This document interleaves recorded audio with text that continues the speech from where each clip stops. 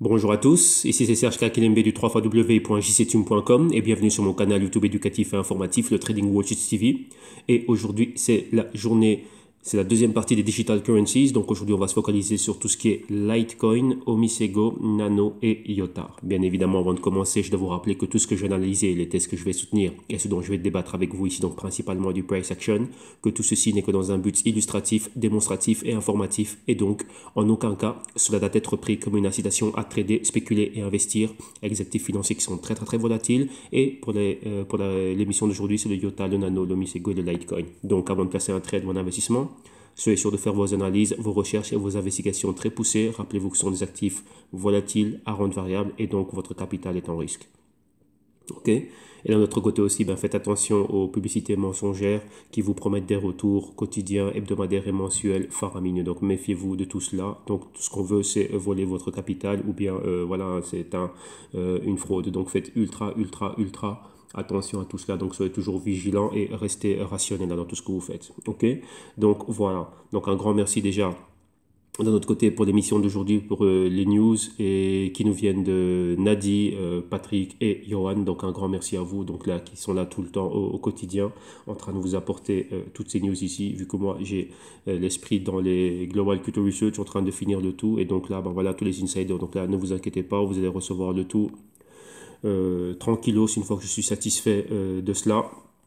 Donc déjà ici, à partir du www.jtune.com, vous pouvez voir tous les services et solutions que nous avons à vous offrir. Et d'un autre côté, pour tous ceux qui sont insiders, donc qui ont contracté cette solution au niveau annuel, donc les 4 rapports trimestriels à l'année. Maintenant, vous devez déjà avoir reçu le Q3. Donc le Q3, c'était la première vidéo déjà qui a été publiée, donc déjà la vidéo d'intro a déjà été publié et dans la vidéo d'hier je vous montrais que j'étais déjà en train de travailler sur le PDF. Donc le PDF on a 120 pages maintenant et donc là je suis en train d'amener les dernières finitions et donc là on va dire entre le 15 et le 20, donc là vous allez recevoir exactement et le PDF et les dernières vidéos déjà le tout dans un pack. Ok, donc là regardez bien les notifications de YouTube et si YouTube si vous voyez qu'on n'est pas reçu de notification comme moi, je vais l'annoncer ici, mais là vous me contactez moi directement, comme ça je suis sûr que vous allez l'avoir. Mais ne vous inquiétez pas, ici je suis en train d'amener les dernières touches et une fois que c'est prêt, ok, là c'est parti parce que ça c'est un rapport, comme je dis, c'est un rapport très spécial, c'est un rapport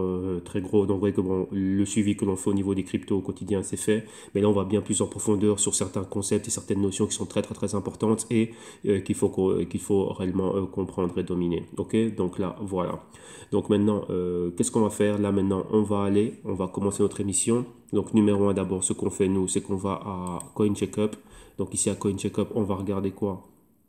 La market cap, voir comment c'est évolué. On va prendre la température de tout l'écosystème en commençant par le Bitcoin. Ensuite, on va regarder les cryptos du jour. Et ensuite, on va regarder les pièces informatives. Vous voyez qu'on en a beaucoup aujourd'hui. Donc, ce qu'on va faire, c'est qu'on va faire vraiment un condensé, un peu comme ce que j'ai fait hier. Mais on va vraiment les regarder une à une, mais vraiment à donner une synthèse, donc un résumé de ce que c'est. De toute façon, ne vous inquiétez pas, vous le savez, c'est notre habitude. Nous, on partage toujours toutes les informations. Donc, vous allez avoir tous les liens vers les articles ici en description de vidéo. Comme ça, vous allez pouvoir continuer à faire vos analyses, vos recherches et les lire tranquillement. Ok. Et là, c'est important d'avoir des news. Pourquoi? Lorsqu'on a investi dans l'une ou l'autre crypto, toutes ces news-là, qu'est-ce que ça fait? Ça nous oriente et ça nous inspire. On est dit, tiens, ici, il se passe quelque chose. Ça, c'est un point fondamental. Qu'est-ce que ça veut dire? Si ça passe, ça peut être positif pour la crypto dans le moyen terme ou long terme. Et si ça ne passe pas, ça peut être négatif. Ouais, donc ça peut pratiquement ou tuer la crypto complètement ou la rendre obsolète et donc on va rebalancer vers autre chose. Donc c'est très important de toujours savoir ce qui se passe au niveau des cryptos, surtout les cryptos dans lesquels on est investi et surtout les cryptos du top, vu que c'est vraiment ça qui fait la grande acceptation, c'est une vitrine d'exposition par rapport à ça, par rapport à tout l'écosystème crypto. Donc c'est ultra important de toujours être là et d'avoir un bon suivi de ça, d'être alerte et de connaître la crypto dans laquelle vous êtes investi comme votre poche. Ok. Donc je bois un petit coup là. Ok, let's go, allons-y. Donc maintenant, numéro 1, la market cap ici, vous voyez qu'on est on est en dessous des 275 milliards. Donc on a vu la grande baisse qu'on a vue dernièrement durant pratiquement toute la semaine, hein. Et maintenant, qu'est-ce qu'on a? On est en train d'osciller sur le support des 250 milliards. Donc c'est un niveau clé. Comme vous le voyez, lorsqu'on regarde le Bitcoin, on a ce niveau ici de support et là on est là. Donc si on perforce ça, ça veut dire quoi? Là on est en train de se diriger réellement en dessous des 6000. Donc là on va voir ça à la fin des missions lorsqu'on va regarder l'analyse technique et en commençant par le Bitcoin au niveau journalier. Comme ça on va vraiment voir quel est le price action et qu'est-ce qui se passe et quels sont les niveaux clés que l'on doit regarder. Vous voyez, le Bitcoin tank, il tombe, bah, tout le reste part avec. Hein. Donc vous voyez que quoi? Il y a une contagion comme je dis. Hein. C'est quoi? C'est-à-dire qu'on a le même patron qui se répète, qui est recopié, qui est calqué, enfin tout l'écosystème a calque le même patron que le Bitcoin. Et on voit bien sûr le Bitcoin toujours sa dominance de 43%, chose qui est en train d'augmenter. Ça a augmenté d'1%. Il y a une semaine on était à 42% et maintenant ça augmente. Maintenant, quoi? On va où exactement? Maintenant on va regarder les cryptos du jour. Donc on va commencer par le Litecoin. Ici, on voit son prix 76 dollars. Au niveau horaire, on est flat, donc on ne va nulle part. On a stoppé l'hémorragie ici, et là, c'est ce qu'on voit. 24 heures à la baisse de moins 3% et hebdomadaire moins 10% à la baisse. Market cap, 4,3 milliards de dollars. Ensuite, IOTA, ici, 9e position, son prix, on est en dessous du dollar, donc c'est un niveau très psychologique, ça, pour de IOTA. En dessous du dollar, et on a quoi? 94 cents de dollars. Au niveau horaire, on est en négatif, moins 1%. 24 heures, 24 heures, moins 3,2%. Et hebdo, un peu moins on caresse les moins 20%. Le patron identique, market cap 2,6 milliards de dollars. Ensuite, continuons. Qu'est-ce que l'on a ici ensuite? Il nous reste le Nano et le Omisego. Alors, où sont-ils? Nano et Omisego. Omisego est ici dans le top 20, clôture de top 20, son prix 6,78 dollars US. Au niveau horaire, on est flat mais en négatif. 24 heures, on est flat mais en négatif. Et hebdomadaire, on est en dessous, enfin on est en négatif et on flirte avec les moins 18%. Et ici, vous voyez qu'on vient de perforer le niveau de support hebdomadaire et là, on va bien plus bas. Market cap, maintenant, on est en dessous du milliard. On est exactement à 951 millions de dollars. Et ensuite, il nous reste quoi? Le Nano. Nano, où es-tu? Où es-tu? Où es-tu? Pas dans le top 30, pas dans le top 40. Et le Nano, il est ici. Voilà, top 40. Bon, là, c'est un peu bizarre. Bon, Nano, soit. Nano, ici, son prix, c'est les 2 dollars et 28 cents. Au niveau horaire, on est flat, mais en négatif. 24 heures, moins 3,3%. Et hebdo, un peu plus de 17% en négatif. Et ici, le patron, vous voyez qu'il y a beaucoup de volatilité ici. Donc, on a fait vraiment un ping-pong entre le support et la résistance hebdo. Et là, on vient de la perforer dernièrement. Et donc là, sa market cap baisse et on est exactement aux 304 millions de dollars. Ok? Alors maintenant, ce qu'on va faire, nous, c'est quoi? C'est qu'on va s'intéresser maintenant aux pièces informatives et on va en faire un résumé avant d'aller à l'analyse technique. Donc, qu'est-ce que l'on a? Premièrement, on va commencer ici avec le Litecoin. On voit que Litecoin vient d'acquérir quoi? Via sa fondation, pratiquement 10% d'une banque via un partenariat avec TokenPay. Rappelez-vous, qu'est-ce qu'il y avait? TokenPay, c'est ceux qui avaient amené, comment dirais-je, ils étaient déjà en partenariat avec Litecoin et encore avec pas mal, comment dirais-je, d'autres cryptos. Mais maintenant, qu'est-ce qu'il y avait? Il y avait, vous voyez que dernièrement, là, il faut remonter un peu plus en avant, hein, donc pour voir tous les problèmes qu'il y avait au niveau de l'émission des cartes. Vous voyez qu'il y avait des problèmes avec Visa, Mastercard, ainsi de suite, qui avaient commencé comment dirais-je, à enlever certaines possibilités de paiement.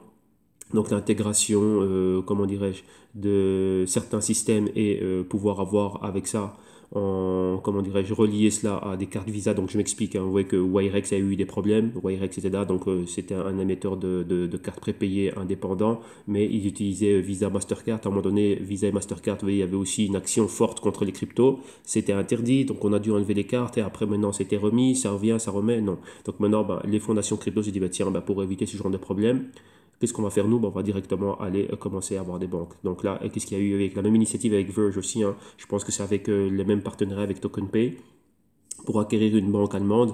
Et ici, ben, vous voyez que la fondation Litecoin est en train d'avancer fort avec comment dire, dans cette direction. Et ici, ben, vu son accord avec TokenPay, ben, voilà, là, ils ont pu être là et rentrer dans une banque. Mais selon les news, là, ils ont commencé par avoir un peu moins de 10%, mais avec le temps, ça va être, comment dirais-je, ils vont commencer à être de plus en plus, enfin, des actionnaires bien plus importants. Pourquoi? Ben, pour avoir beaucoup plus de poids. Et lorsqu'on a plus de poids, quand on est dans la sphère directrice et qu'on est propriétaire d'une banque, ben, quand on peut dire, ben, tiens, je veux ça et ça. Donc là, c'est quelque chose d'important au niveau des cryptos. Pourquoi? Parce que ça va nous permettre réellement ben, d'avoir des services qui sont plus stables. Vous voyez, c'est pas possible de pouvoir avoir une intégration au quotidien. Si une semaine c'est oui, une autre semaine c'est non. Et vous le voyez aussi avec Twitter, Facebook, Google, ainsi de suite. Une semaine oui, on est pro crypto, la semaine d'après on n'est pas. Donc vous voyez là, on ne sait pas sur quel pied danser, donc il nous faut quelque chose de stable.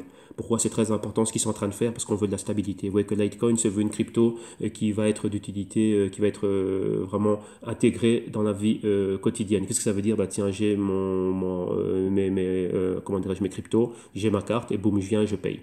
Vous voyez, sans pour autant commencer à rentrer dans tout ce qui est wallet, ainsi de suite et tout ça. Donc ça veut dire dans le back-end, tout ça est fait, mais à travers ce service bancaire. Donc c'est très très très important pour l'intégration, et tant pour le client et pour les entreprises, enfin petites et moyennes entreprises. Oui, vous allez pouvoir aller là, faire vos courses tranquillement, et ça c'est important. Mais c'est quoi? Il faut qu'on ait l'infrastructure. Et donc là, ce pas est important pour eux. Pourquoi? Ben parce qu'ils ont une banque. La banque déjà travaille dans le réseau bancaire, et donc ça va leur permettre quoi ils vont leur servir un peu comme conseiller. Quoi, pourquoi, comment s'intégrer, comment avoir l'infrastructure, comment bien intégrer tout ce qu'on a nous au niveau de la technologie blockchain dans réellement la technologie actuelle, et donc faire en sorte que ce soit bien plus efficace et bien plus efficient. Donc ça c'est quelque chose de clé.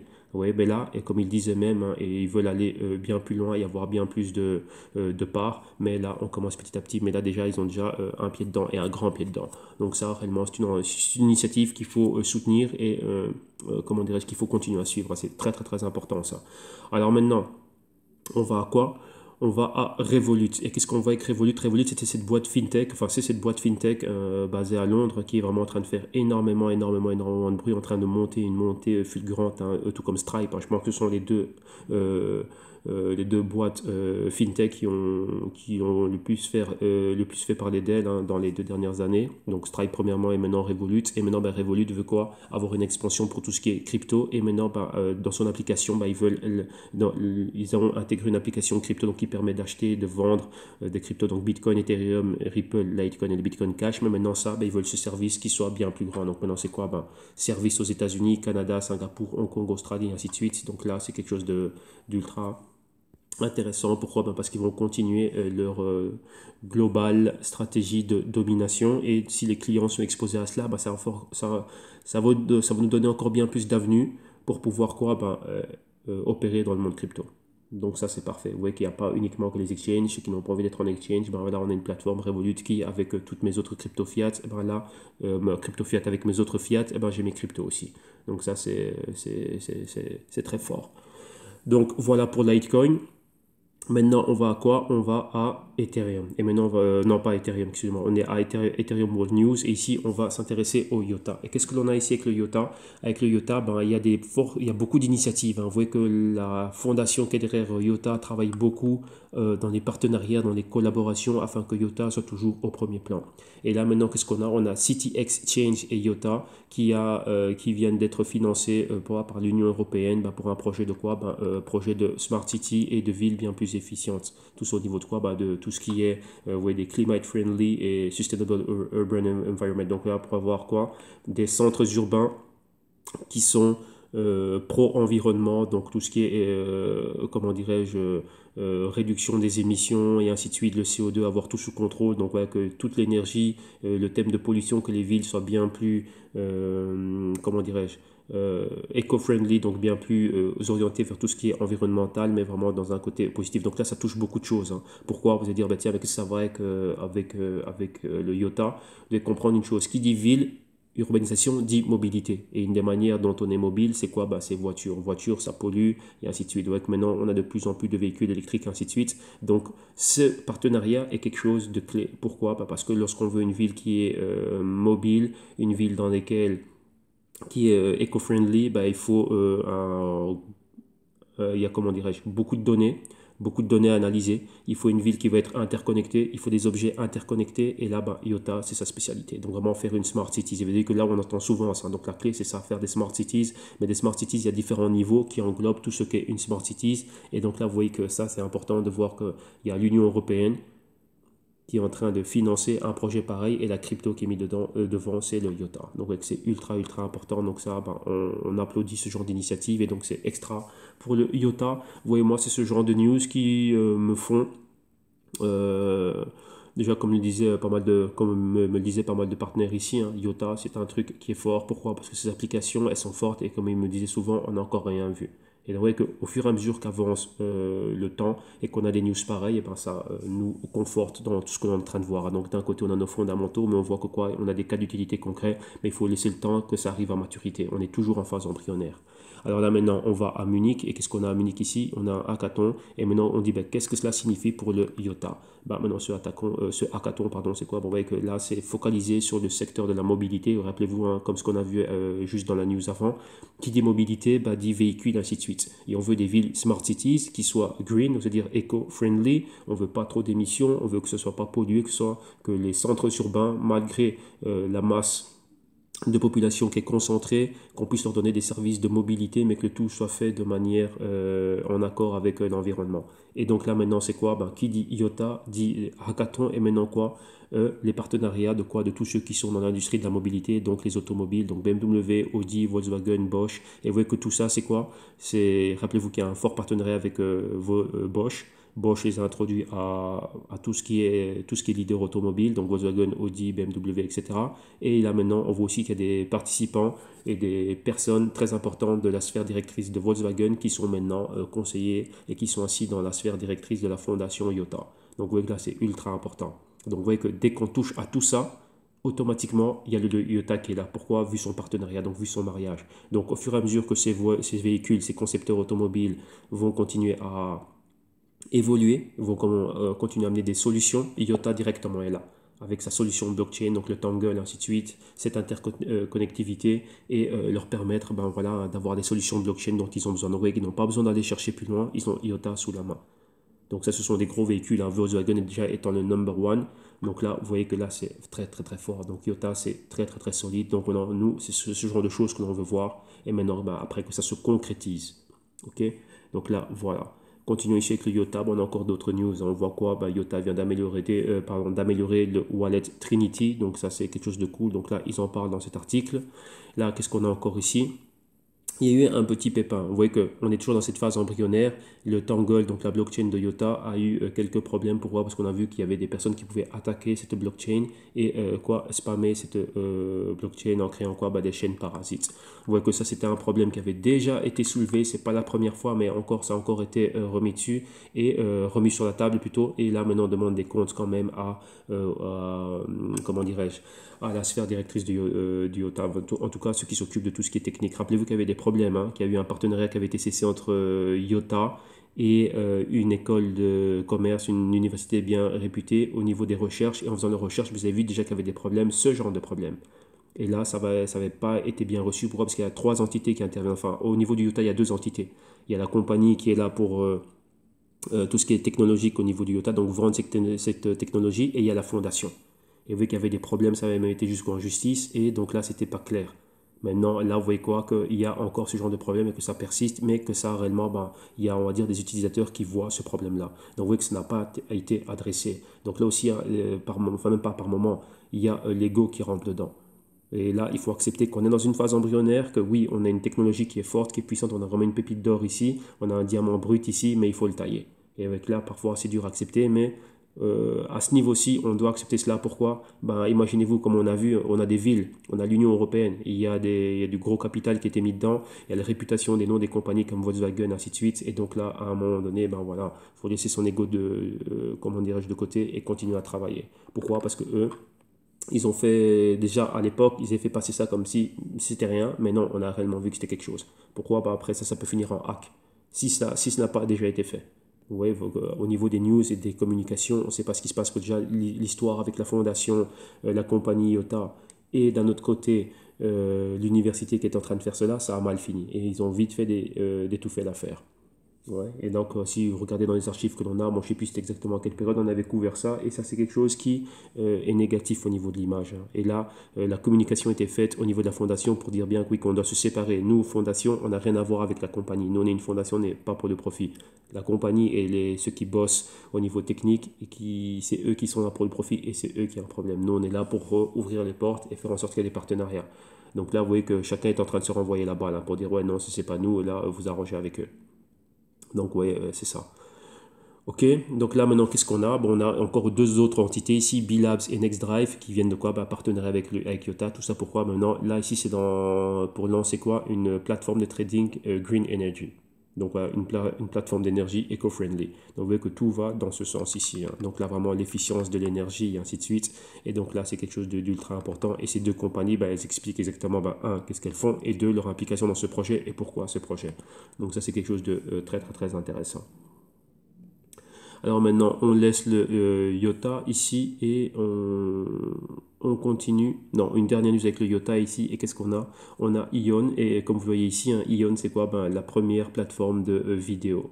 Donc de vidéo chat, de appel vidéo. Et ici, c'est très intéressant. Lorsque je suis en train de lire ça, au première vue, je suis en train de me dire, ouais, mais quand on va avoir tout blockchain. Mais non. Là, en lisant bien ce qu'il disait, ben, c'est clair, hein.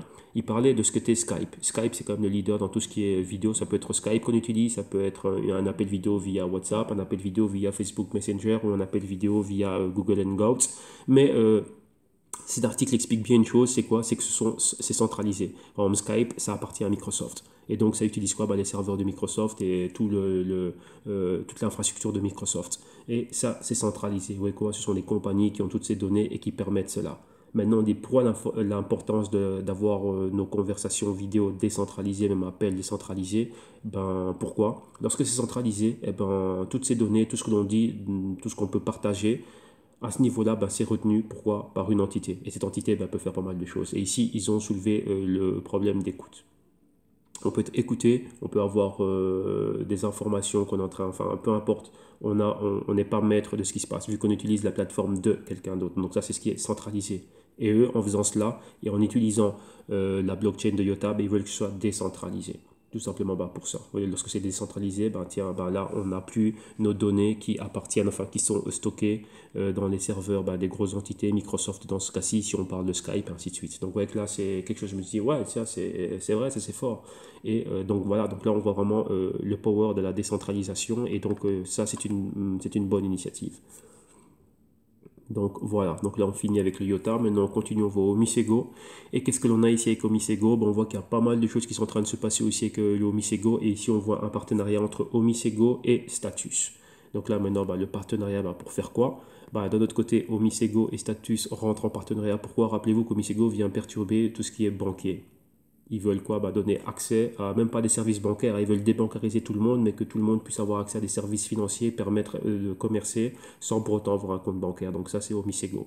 Et d'un autre côté, bah, Status, il faut savoir c'est quoi Status. Status, c'est toujours été un laboratoire qui a toujours fait de la recherche au niveau de quoi? De ce qui est communication. Donc maintenant, bah, c'est quoi? Ben, eux, ici dans ce partenariat, Omisego va se charger de tout ce qui est l'aspect, de tout ce qui est aspect financier, exploiter la blockchain à ce niveau-là. Et Status, eux, ça va être la propagation de cette chose. Donc comment est-ce qu'on va pouvoir arriver à un maximum de personnes et que peu importe où tu te trouves, que moi je suis à Manhattan et que toi par exemple tu es au fin fond d'une jungle, et ben voilà, qu'on puisse être là et qu'on puisse faire une transaction, envoyer de la valeur et des biens et des services, mais qu'on puisse communiquer et que ces transactions se fassent. Donc ouais, ça c'est vraiment la chose qui est très très très forte à ce niveau-là. Et bien sûr Status, ben, un projet aussi qui a été créé sur la blockchain d'Ethereum. Et donc là, c'est quelque chose de, comment dirais-je, de pas mal, hein. Donc là, on va voir ce que ça va donner et où ça va. Mais c'est une bonne initiative. Rappelez-vous maintenant, depuis que on a vu, même j'ai toujours, depuis que IOS est parti, Tron est parti, Ven est parti, ainsi de suite. Et ben, Omisego, c'est le, on va dire, c'est l'application forte qui est mise à part si on met de côté les CryptoKitties, mais vraiment on va dire quelque chose vraiment d'utilité, pas un jeu, donc pas au niveau de tout ce qui est divertissement, mais vraiment une application qui a un impact, on va dire, social. Ben, c'est vraiment enfin, les CryptoKitties aussi à un certain niveau, mais quand je dis social, c'est vraiment une utilité concrète, et là vraiment il vient avec un problème fort. Déjà, commençant par la région d'où ils sont issus, mais donc là c'est quelque chose de fort. Maintenant, ben, ici, là, merci à Nadi qui nous a partagé ceci pour comprendre c'est quoi Status. Donc Status ici un peu plus détaillé. Pour ceux qui ne sauraient pas c'est quoi, comme ça voilà, on peut étudier le Status et savoir tiens, Status c'est quoi, et pour mieux comprendre le partenariat, vu que Misego, nous on le suit souvent, enfin on le suit très souvent, on le suit de près. Maintenant Status c'est quoi? Ok. Alors maintenant, on va où? Et on voit qu'il y a une banque ici. Donc voilà, RCBC, donc le nom de cette banque, c'était quoi encore exactement? Voilà, la Rizal Commercial Banking Corporation, qui est une des plus grandes banques aux Philippines. Et maintenant, qu'est-ce qu'elle essaye de faire? Ben, elle veut aussi intégrer des paiements blockchain, enfin via le blockchain. Pourquoi? Parce que Swift, c'est là. Alors maintenant, on sait qu'elle vient d'avoir un partenariat avec, comment il s'appelle? Avec IBM. pour vraiment lui solutionner ce problème d'infrastructure. Mais maintenant, on se dit, bah, tiens, quelle est la crypto et quelle est la blockchain qu'ils vont utiliser? Et ça, c'est marrant parce que ça, hier, on est revenu dessus. Je vous disais que IBM est déjà en partenariat, on va dire, avec Stellar. Donc là, dès que IBM aura un projet et qu'on vient de leur dire, bah, tiens, on a besoin de ça, ça, ça, ça et ça au niveau de la blockchain, qu'est-ce que vous avez sous la main? Bah, IBM a déjà Stellar sous la main. Mais maintenant, ici, il y a beaucoup de spéculation au niveau des pourparlers qui se passent. Donc là, c'est ce qu'on explique dans l'article, hein, que la blockchain de choix pardon, ça se pourrait que ce ne soit pas le Stellar. Qu'on pourrait rebondir ou sur Ripple, qui fait déjà dans les paiements, qui travaille déjà avec des entités bancaires. Dans ce cas-ci, on a le Stellar aussi qui travaille avec des entités bancaires, mais on a le Omisego. Bien que eux veulent débancariser, mais comment dirais-je, il y a un pourparler et un terrain d'entente qui peut être amené. Pourquoi? Ben, vu la région. Pourquoi? Comme vous voyez ici, c'est une banque qui est basée aux Philippines. Mais maintenant, la banque, elle veut faire ça exclusivement. Pourquoi? Parce qu'il y a beaucoup de travailleurs philippins qui sont au Japon. Et donc là, c'est quoi? Ils travaillent au Japon, ils ont leur salaire en yens. Après, ils veulent renvoyer ça dans leur pays pour leur famille. Donc maintenant, là, la chose, ce serait quoi? Là, ce serait aider la communauté philippino là-bas à pouvoir renvoyer de l'argent du Japon vers les Philippines. Maintenant, bah, comment est-ce qu'ils vont pouvoir le faire? Il leur faut un canal efficient, faible coût et rapide. Et là, maintenant, bah, vous voyez que Ripple est déjà pionnier là-dedans. Le Stellar aussi le fait. Mais maintenant, bah, Omisego, pourquoi? Omisego, c'est sa région. Omisego, c'est ça. Hein. Si on prend, comment dirais-je, leur champ d'action et l'endroit où ils tentent, où leur pénétration est très forte, c'est là, c'est dans cette région. Vu que là, c'est là où ils opèrent. Tout ce qui est Thaïlande, Indonésie, Philippines, Malaisie, ainsi de suite, bah là, c'est là où ils sont. Donc là, ben, ça en fait un acteur de choix. Ils connaissent bien la région. Donc là, là, on va voir ce qui va se passer. Continuons maintenant ici. Et ici, qu'est-ce qu'on a? Ben, maintenant, on voit un exchange, l'exchange Fcoin, qui maintenant a fait une liste des nouveaux rajouts qu'ils vont faire. Donc là, c'est quoi? C'est pour le XRP, le IOTA, le Omisego et encore pas mal d'autres. Donc là, c'est important. Pourquoi? Rappelez-vous, un listing, c'est quoi? Beaucoup plus d'exposition pour la crypto. Donc, on en entend parler. Et donc, quoi? Ben, là, on le traite plus. Si on le traite plus, ben voilà. Ça, ça génère toujours de l'offre et de la demande. Ok. Alors maintenant, on va terminer avec le nano. Nano ici, le premier article que vous voyez ici qui nous vient de Ethereum World News, eh ben, ça parle du nano, mais nano quoi? Ben, qu'est-ce qui est en train de se passer? Donc un résumé vraiment de tout ce qui est en train de se passer au niveau du nano, les dernières news et tous les derniers événements. Donc le tout, comment dirais-je, sur une page. Et maintenant, nous on continue avec le nano. Pourquoi? On va au Venezuela. Rappelez-vous, c'est bien la crise que traverse le Venezuela depuis le défaut de paiement des bons, la dépréciation du bolivar, l'hyperinflation qui est là-bas, la crise sociale qui est en train de traverser le pays. Le rebondissement, ça fait déjà pas mal de temps. Donc ça a déjà commencé sous Chavez, maintenant ça continue sous Maduro. Et comme je l'ai dit, hein, pas mal de clients vénézuéliens que j'avais, surtout les clients vénézuéliens que j'avais, ils utilisaient déjà les cryptos. Et là, je vous le dis toujours et je le répète encore, la première personne qui m'a parlé de crypto, bah, c'est une cliente vénézuélienne. Et lorsqu'elle m'a parlé de ça, elle me disait, oui, moi je viens ici, j'ai envie de miner. Et je veux dire que j'étais assis avec elle, moi je lui parlais de fonds et des trucs où j'étais, qu'elle était intéressée pour entrer dans le fonds que j'étais en train de gérer avec HSF UK LTD, la boîte londonienne. Et voilà, donc c'était vraiment par rapport à ça, vu qu'elle voulait se diversifier et elle avait quand même réussi à sauver les meubles et comment dirais-je de ce qu'elle est en train de traverser là-bas au Venezuela. Et donc voilà, moi j'étais en train de lui parler par rapport à des placements pareils. Il m'a dit oui, tes placements c'est génial, c'est bien, mais il dit mais moi je veux un truc en plus, crypto.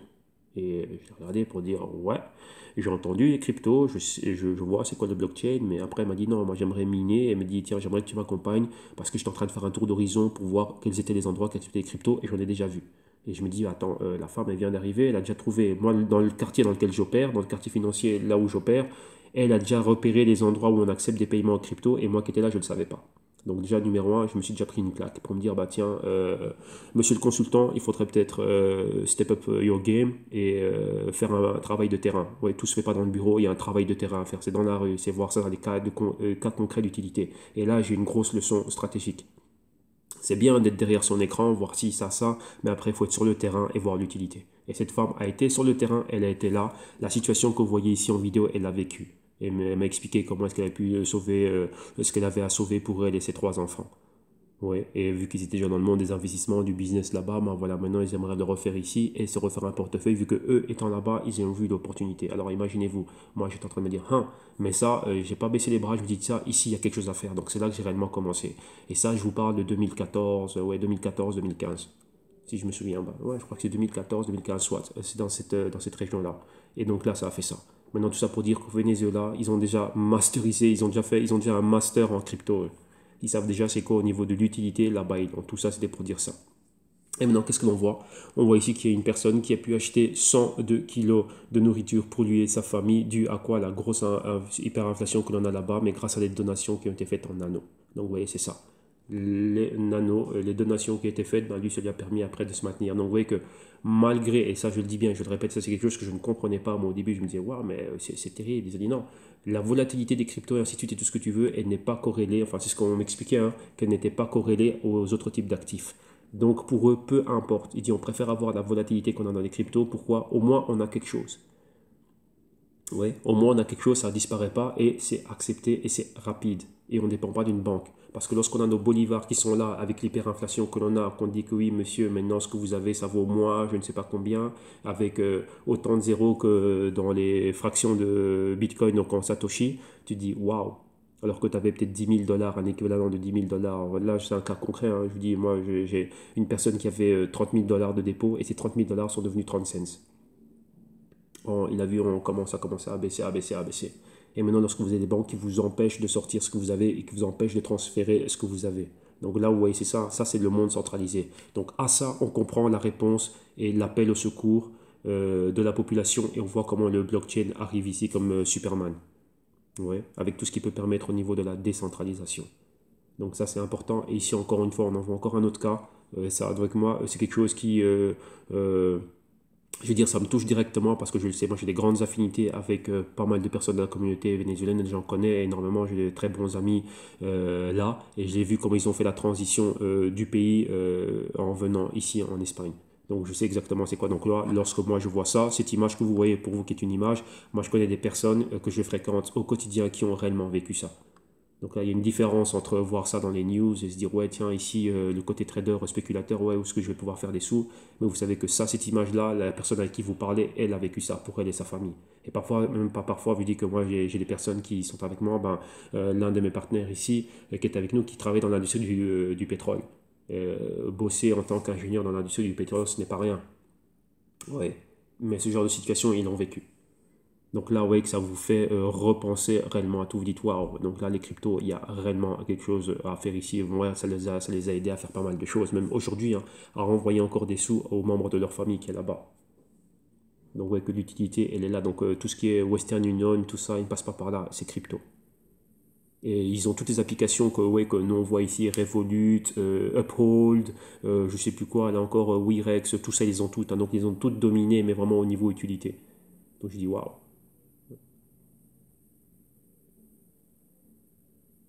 Et maintenant, ici, la dernière news.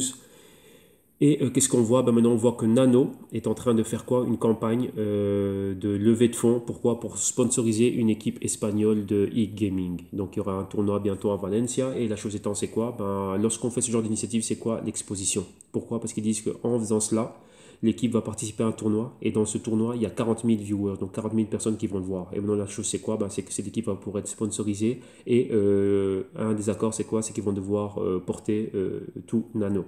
Donc t-shirt nano, casquette nano et aussi changer le nom de leur équipe et en mettant nano devant. Vous voyez, donc c'est la KPI Gaming qui va s'appeler maintenant Nano KPI Gaming.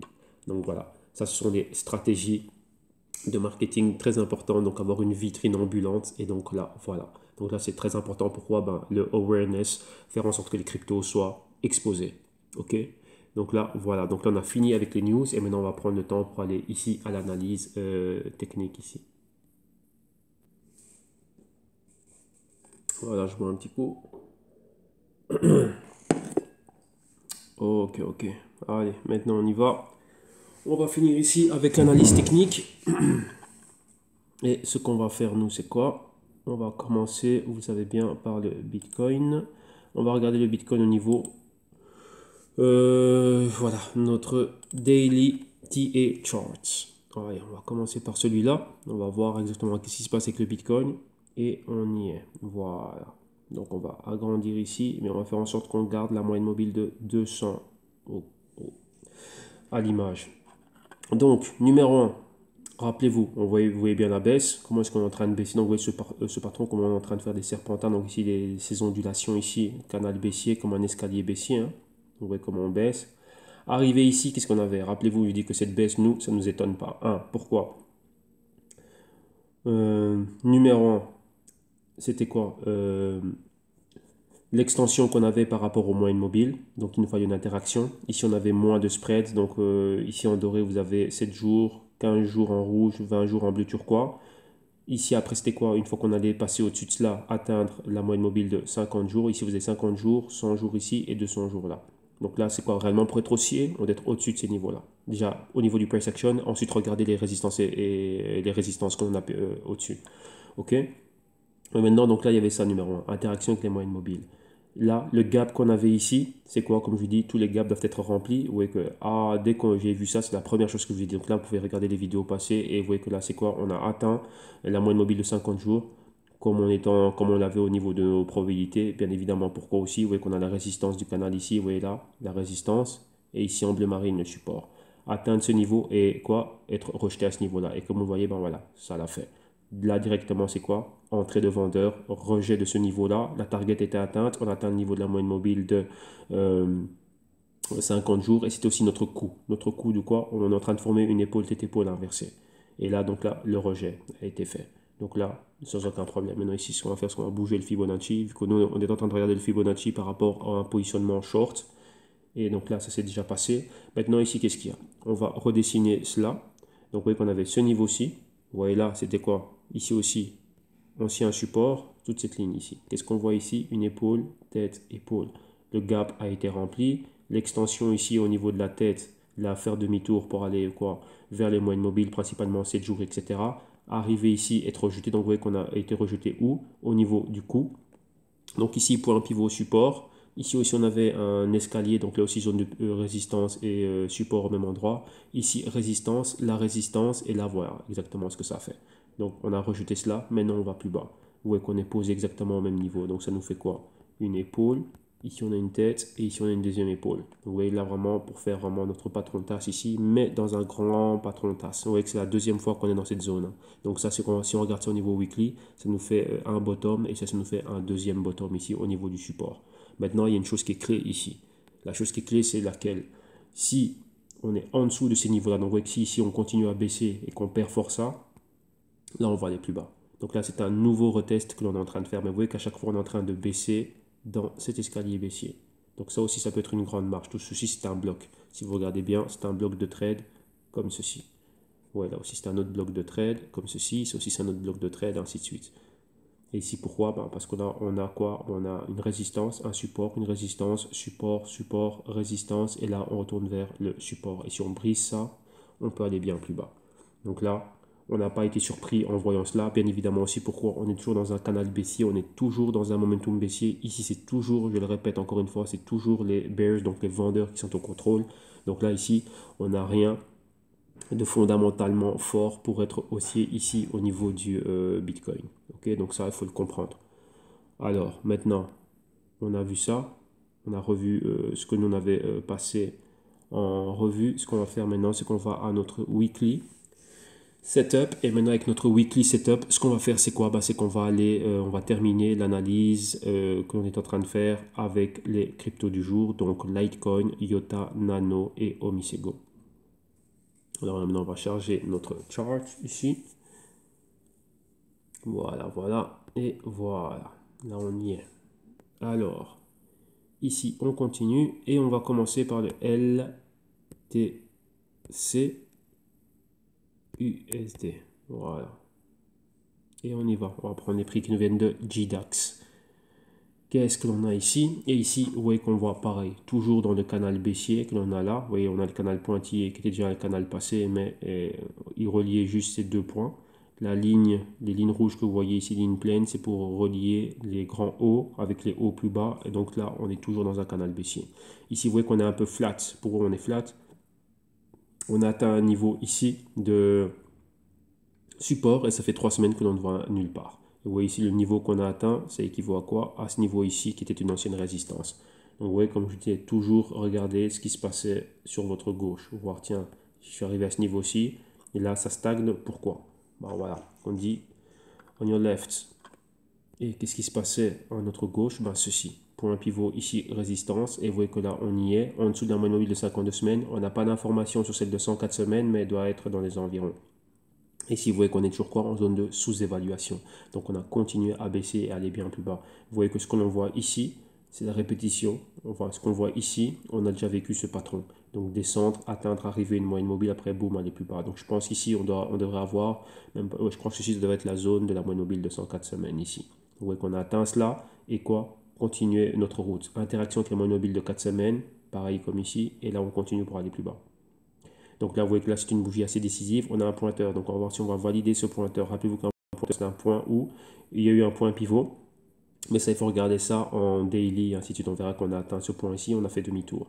Maintenant, là, c'est quoi? Ça, au niveau daily, on a marqué un support à ce niveau-là. Donc maintenant, bah là, c'est quoi? Bah, ce support va nous attirer. Donc c'est ça qu'en weekly, pour nous, ça nous donne un pointeur. Donc un pointeur pour nous pointer que tiens ici, les 72, c'est un point où je m'étais stoppé. Et j'ai fait demi-tour. Donc ici, on peut se dire, tiens, les shorts, on va dire, nous, si on baisse, on a déjà un point, c'est les 72. On va voir ce qui se passe.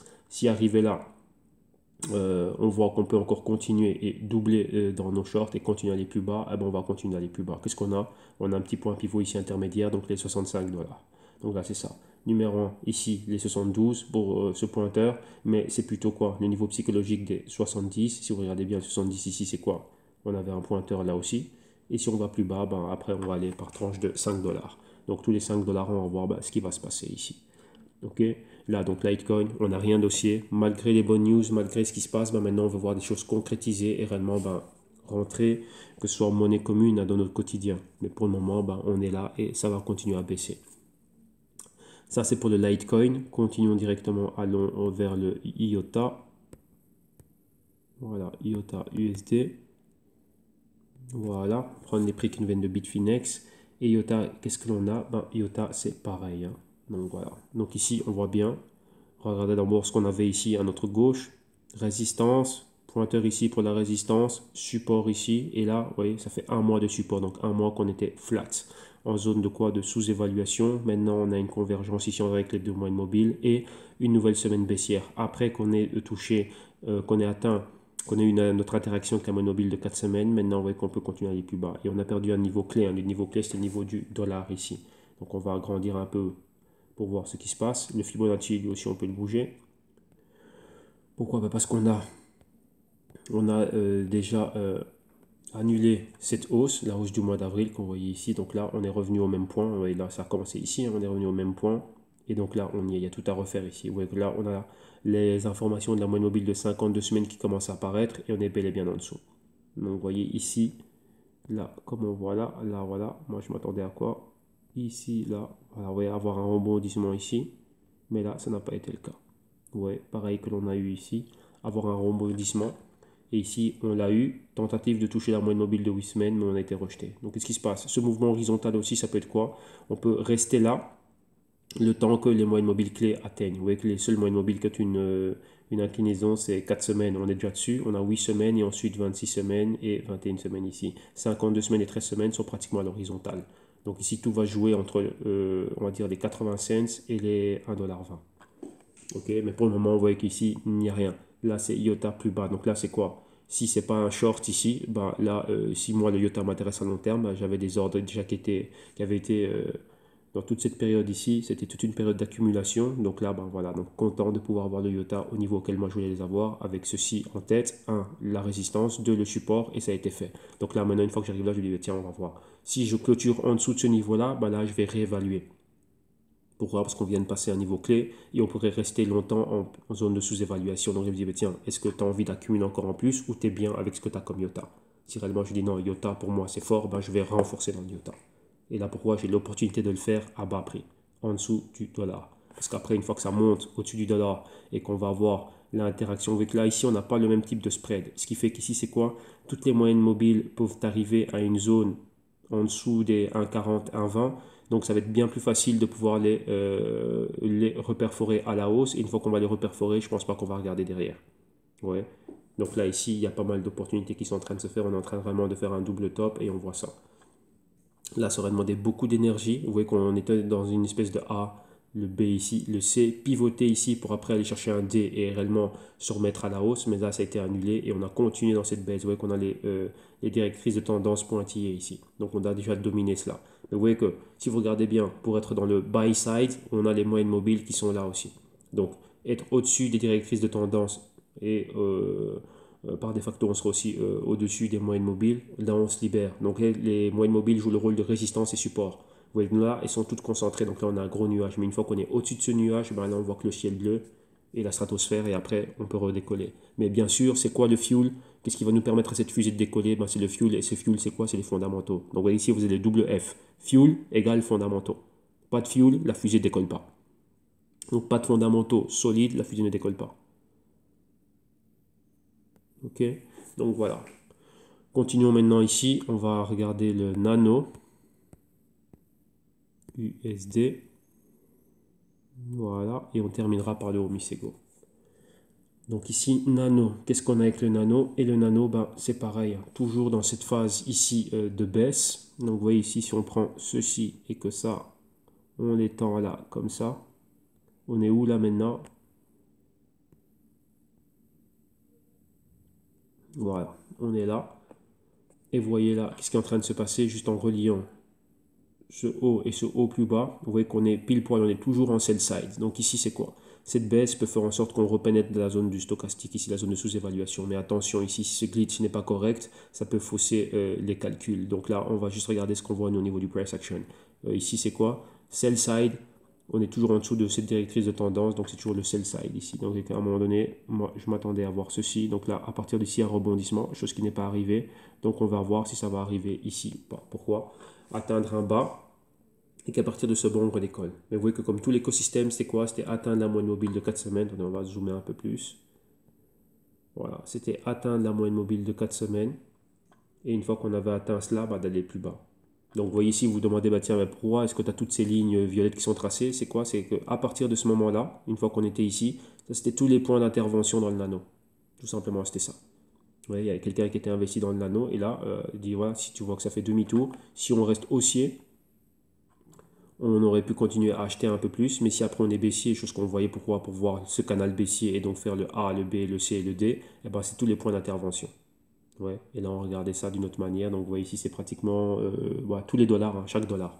Chaque fois que le nano perdait un dollar, ben boum, acheter un peu, acheter un peu, acheter un peu. Vous voyez que toutes les lignes que l'on a jusqu'à ce niveau-ci, ça a été fait. Et là maintenant on est en train de faire ceci, ben, pourquoi? Ben, parce que voilà. Là, une fois que ça c'était fait, vous voyez que tous nos ordres, que tout ce qu'on voulait qu'il soit passé a été fait, ben, la position était optimale dans le nano. Donc là, ben, nano, on est là, on est bien, boum, c'est paquet, ça c'est fait, c'est classé. Maintenant, suivant. Après, ça va être la gestion. Qu'est-ce qu'on fait maintenant lorsque on récupère ça, ça va dire quoi? Lorsqu'on va voir ce prix ici avec cette flèche, vous voyez la flèche que vous avez ici. Qu'est-ce que nous on va faire là? Lorsqu'après on va voir ça qui va commencer à remonter. Ouais. Ouais, voilà. Lorsque ça va recommencer à monter, à monter, à monter, à monter, à monter, et après qu'on redevient quoi, qu'on est en vert. Donc c'est quoi? Bah, ça va être assurer chacun de ces gains-là. Et ouais, qu'on vraiment faire notre grande tasse, comme vous voyez ici, faire notre grande tasse, et après on repart vers le haut. Mais la clé c'est quoi? On ne sait pas jusqu'où ça peut descendre, et ça peut faire demi-tour rapidement, mais la chose c'est quoi? C'est que c'est ici qu'on a pris position. Tant qu'on était quoi en dessous du marqueur des 50, c'est le marqueur du sell side. Donc tout ça ici, tant que c'était calme, on en a profité. Donc vous voyez que là, c'est à vous d'avoir votre stratégie et que votre stratégie, elle fonctionne. Parce qu'on m'a déjà demandé, bah, tiens, c'est quoi toutes les lignes qu'il y a ici? Ben voilà, bah, c'est ça. Ça, c'était les niveaux, comment dirais-je, tous les niveaux qui étaient dedans. Tous les niveaux dans lesquels nous on voulait intervenir durant la baisse. On dit, bah, tiens, si on voit que ça baisse d'un dollar, on va mettre un peu plus. Si on voit que ça baisse encore un dollar, on va mettre un peu plus. Et vous voyez juste que ce qu'on avait assumé d'être encore un peu plus bas que l'ancien bas, et ça l'a fait, et à partir de là, bon, on était là, c'est cool. Alors maintenant on finit avec le haut Misego, voilà, face au dollar US. Donc vous voyez que c'est important de mettre vos conditions de négociation, et psychologiquement vous vous sentez mieux lorsque vous voyez que ce sont vos conditions de négociation qui ont été qui ont été exécutés. C'est pas vous qui courez après le marché. On vous propose un truc, vous dites non, non, non, tu sais quoi, tu me le vends à 15, moi je t'en demande 10. Donc le vendeur il part. Mais maintenant le vendeur il voit qu'il peut le vendre à personne. Et il voit qu'il n'y a pas de demande. Et il se souvient, bah tiens, il y avait Serge qui voulait m'acheter à 10. Et là, vous allez voir qu'il va revenir, il va vous appeler. Salut Serge, comment ça va? Bien, bah, tu sais quoi? Ben ouais, j'accepte pour 10. Je dis ok, bien. Je dis, ben voilà, je voulais t'en prendre 100, mais je ne vais pas t'en prendre 100. Moi, je t'en prends 10. Il dit, ouais, mais tu voulais m'en prendre 100. Ben, les 90 restants, si tu me fais un meilleur prix, ben, tu reviens. Et il va repartir. Et il verra qu'il n'y a personne qui va lui acheter. Il va revenir, il va dire, bon, tu me prends les 90 restants à combien? Je dis, tu sais quoi? Je t'en prends 10 à 9. Et là, là, je commence à accumuler. Et vous voyez que lui, rappelez-vous qu'au début, il en voulait 15. Mais il est venu dans mes conditions de négociation. Donc c'est moi qui ai la main forte. C'est moi qui ai le capital. Et lui, il a besoin de capital. C'est ça que vous ne devez jamais oublier. Il y a un actif qui est là. C'est l'Omisego qui est là. Mais c'est votre capital qui va être dedans. Donc votre capital, mettez-le dans vos conditions. À vos conditions. C'est ça le truc. Ouais, et c'est là qu'on a la main mise. C'est pour ça qu'après, vous voyez qu'on on se sent bien. Pourquoi on est bien psychologiquement, on peut dormir. Pourquoi? Ce sont mes conditions de marché. C'est le marché qui est venu à moi. Vous voyez, c'est comme mettre des pièges. Comme vous avez vu avec le nano, c'est mettre des pièges à différents niveaux. Et là, ça vient. Rappelez-vous l'analogie que j'ai donnée. La personne veut vendre quelque chose à 15. Vous dites non, moi je t'en donne 10. Il va partir. Là, là, là. Et un mois plus tard, il revient. Il n'a rien vendu. Et vous savez qu'il n'a rien vendu. S'il aurait vendu, il ne vous aurait pas appelé. Mais si vous appelez, ça veut dire qu'il n'a rien vendu. Et considère votre offre à 10. Il dit, ok, allez, 100 à 10. Je dis, non, non, je t'en prends pas 100, je t'en prends 10. 10 à 10. Bien. Et il repart. Il va essayer de vendre. Il va voir qu'il ne peut pas vendre. Il revient encore chez vous. Bon, les 90 restants, tu me les prends ou pas? Je lui dis, non, je t'en prends encore 10 à 10. À 10 à 9 maintenant. Et il part. Et il revient. Ben, maintenant, je t'en prends 10 à 8. Et jusqu'à ce qu'il continue à descendre. Et vous, c'est quoi? Ben, vous vouliez, on va dire, sans unité, on va dire que vous avez 100 euros à placer. Ben, là, en même temps, ben, vous, c'est 10 euros qui partent. Tranquillos. Mais après, ben, c'est quoi? À chaque fois qu'il est en train de descendre, eh ben vous, avec vos 10 euros, ben vous pouvez être là en accumuler, accumuler, accumuler, accumuler. Ok? Donc la chose, c'est ça. C'est quoi ici? Qu'est-ce qui nous donne la mainmise? Qu'est-ce qui nous donne la force? C'est sur base de nos analyses. On sait c'est quoi, mais bien, on est conscient que l'actif a un potentiel, mais ce sont nos conditions de marché. On rentre lorsque nous, on a envie de rentrer. Et ce n'est pas nous qui courons après le marché. Ceux qui courent après le marché, bon voilà, vous avez vu ce que ça donnait avec le Bitcoin à 20 000. Et ceux qui pensaient courir après le Bitcoin pour dire non, tiens, on va l'avoir plus haut, tiens, comment dirais-je, on est arrivé comment dirais-je, oui, je vais le racheter à 20 000 parce qu'il va atteindre 25 000. Ben non, c'est pas comme ça. Vous voyez que là, c'est les émotions qui sont devant. Nous, on fait des opérations. On laisse tomber le côté le capital argent, oui, c'est certes, mais on fait des opérations. Et dans nos opérations, on a un money management, un risk management et une gestion du portefeuille. Ouais, ça, c'est des choses qui sont clés. Donc maintenant, revenons ici sur le Omisego.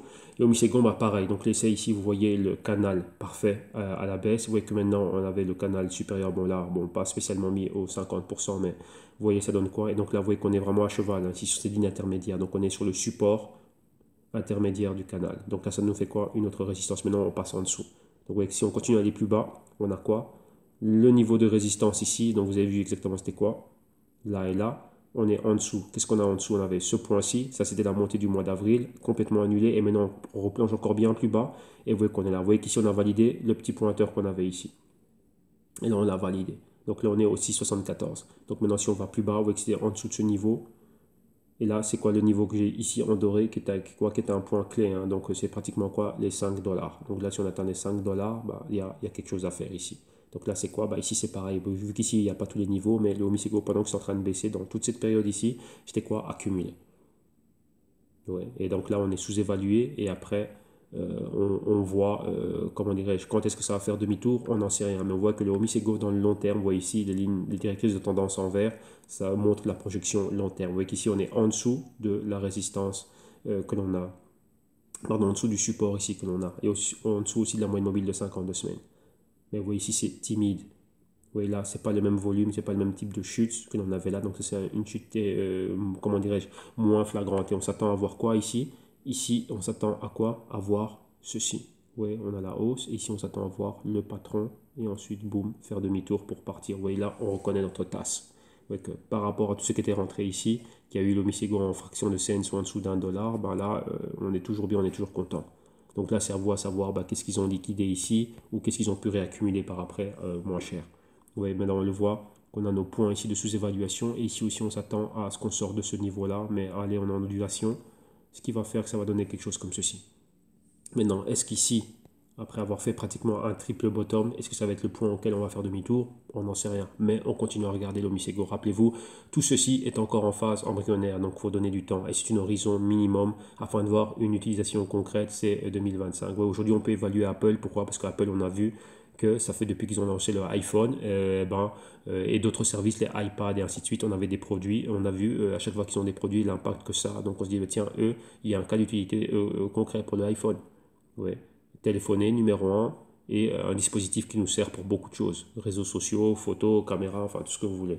Donc là, maintenant, ici, c'est pareil. Le Omisego, il faut lui laisser le temps de s'intégrer, qu'on voit le bien de ses produits et qu'on voit son expansion. Maintenant, ils sont fort concentrés dans une région. Ouais, c'est ça aussi. Et je pense que ça, au niveau stratégique, c'est malin. On connaît bien la région, donc on s'intègre ici.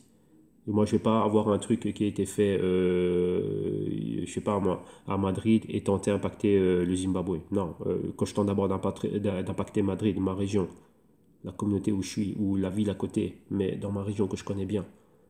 Et une fois qu'il y a ça, je répète le même modèle ailleurs, mais en voyant si, tiens, démographiquement parlant, ça se rejoint. Et s'il y a les mêmes problèmes là-bas, s'il y a la même demande, et ben moi, je suis là avec la solution. Donc moi, j'ai l'offre. Ouais, donc c'est ça, donc il faut être stratégique. Ok?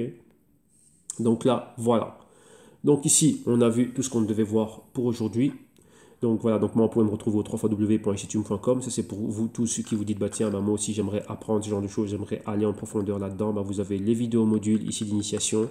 Vous avez les consulting one-on-one qui sont un complément vidéo module d'initiation. La solution active, donc là, c'est vous et moi. On va au travail, on fait, je mets sur place un système, une stratégie et tout ce qui va avec. Les Global Q2 Research, là on est dans le Q3, il y a déjà la vidéo 1 d'introduction de 3 heures qui a été faite et le PDF et le reste des vidéos arriveront la semaine prochaine. Là, je suis en train d'amener les dernières finitions, donc là dans la vidéo d'hier je vais déjà montrer ce que je suis en train de travailler. On a déjà 118, 120 pages là maintenant et là on est en train de vraiment mettre, comment dirais-je, les dernières touches dessus, vu que ça c'est un rapport très spécial ici. Et donc là, c'est un rapport dans lequel je vais toucher aussi la génération d'idées. Donc vous voyez que c'est quelque chose qui était méconnu de pas mal de personnes. Donc juste en train, ici on va plus loin que le rapport et voir un peu ce qui est au niveau technologique, ainsi de suite. Ici on voit comment générer des idées globales macro. Et ça, c'est pas la tasse de thé de tout le monde.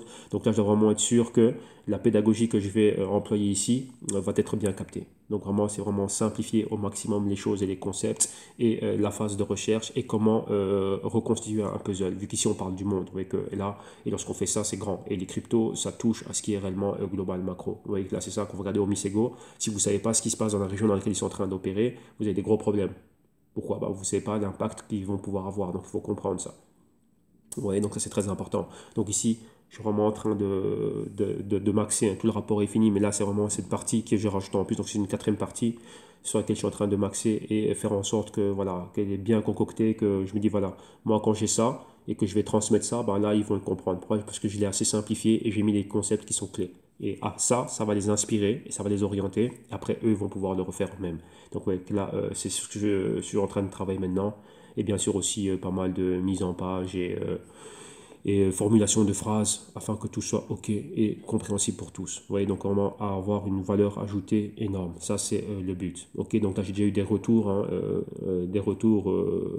sur l'introduction. Et donc là, je suis content des retours qu'il y a eu. Donc là, vous voyez qu'il y a beaucoup de choses à faire. Donc là, ça vous a permis d'aller voir bien plus loin. Donc là, vous savez exactement ce qu'on a discuté là-dedans, hein. L'analyse de concepts que l'on a fait au début. Donc vous voyez que c'était vraiment quelque chose de très fort. Et donc là, 3 heures de vidéo, voilà, là, c'était fait. Donc là, c'est la première chose. Maintenant, le reste va venir, hein. Donc le rapport trimestriel des 22 actifs que l'on suit, la globale macro et la génération d'idées. Et bien évidemment, avant la globale macro, on a tout ce qui est blockchain et compagnie exposée au blockchain. Donc là, ça va être quelque chose de très grand. OK, donc voilà, donc là vous avez tout ceci, tout ça, vous aurez ça en description de vidéo ici dans YouTube, donc ne vous inquiétez pas, plus toutes les news. Donc un grand merci aujourd'hui pour les news à Nadi, Patrick et Johan. Donc merci pour votre travail au quotidien et pour moi c'est du luxe, hein, ce que vous êtes en train de faire. Là, vu que je suis 100% consacré Global Q2 Research, je regarde quelques news ici à gauche à droite, mais là votre rapport, voilà, ces émissions ici quotidiennes, c'est vous. Donc tout ça c'est grâce à vous, c'est votre travail. Donc là un grand merci à vous, un grand merci aussi à tous ceux qui soutiennent le canal. Et donc là voilà, donc là je vais aller à la suite et donc je vous laisse ici, vous passez une excellente journée et on se retrouve demain vendredi pour notre dernier crypto trading de la semaine. Merci à tous, bye bye.